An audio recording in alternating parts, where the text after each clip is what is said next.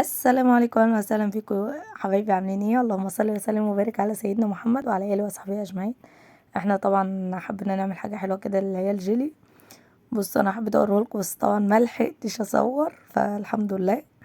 بصوا بقى، حطوا لايك واشتركوا في القناه وفعلوا زر الجرس، ويلا بينا نشوف عملنا الجيلي ده ازاي، عشان في ناس كتير قوي بتقول لك انا مش بعرف اعمل الجيلي الجاهز. تمام. انا معايا العبوه اللي هي فيها 3 اكياس دي اللي هي بتاعه دريم. اوكي. حطينا جبنا كده بوله ومعانا التلات اكياس اهو. هنفضي كيس كيس. تمام. بسم الله، دي كده اول كيس اهو. خلاص، ادي تاني كيس اهو. وادي كده دوت كده تالت كيس. تمام. انا ما بحطش سكر، اللي عايز يحط سكر عادي في المرحله دي كده بيحط معلقه سكر وبيديله تقليبه خفيفه، بس انا بستكفى بالسكر بتاعه.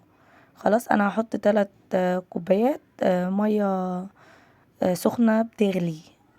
تمام. فانا حطيت اول كوبايه اهيت معاكم، وادي تاني كوبايه، وكده دي تالت كوباية. تمام.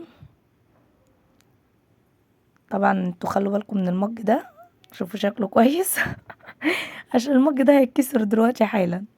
بصوا بقى كده، اقعد اقلب فيه لحد ما يدوب كل البودرة اللي فيها كويس جدا. تمام. انا بقى في المرحلة دي بعد ما قلبت جيت احط الكوباية 3 كوبايات مية ساقعين.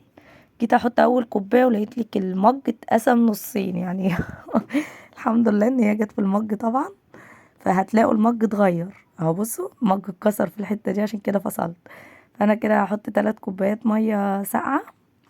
خلاص. انا حطيت 3 كوبايات بس عشان المج لما اتكسر فانا فصلت الكاميرا. خلاص، وهبدأ كده بقى اقلبه كويس واجيب من الجناب ومن فوق ومن تحت كده بحيث ان كل حاجه تدوب. خلاص، هو سهل جدا عامه. انا هجيب بقى كده الصينيه دي وارص عليها الكاسات اللي انا هحط فيها، فانا حطيت في الكاسات ديت والكاسات القصيره دي. اهو كده ده الشكل النهائي، بس لسه طبعا ده طري خالص. هنحطه في التلاجة وبعد 4 ساعات هوريكم النتيجة.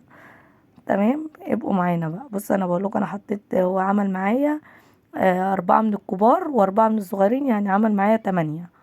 يعني ما شاء الله الكيس كبير، 3 اكياس عملوا لي 8 كاسات. انا كنت بصورلكوا جوه التلاجة المهم كده، هو كان الكاسات بقى كلها اتاكلت، الف انا والشفا، ما كانش فاضل الا دول، وكمان ده كان متاكل منه كمان. بس كان طعمه حلو قوي، فالواحد كان بيصور اصلا وانا عماله اكل فيه. اليوم ده كنا بنركب فيه الرخام، عشان كده كان فيه دربكه. يلا بقى، مع السلامه.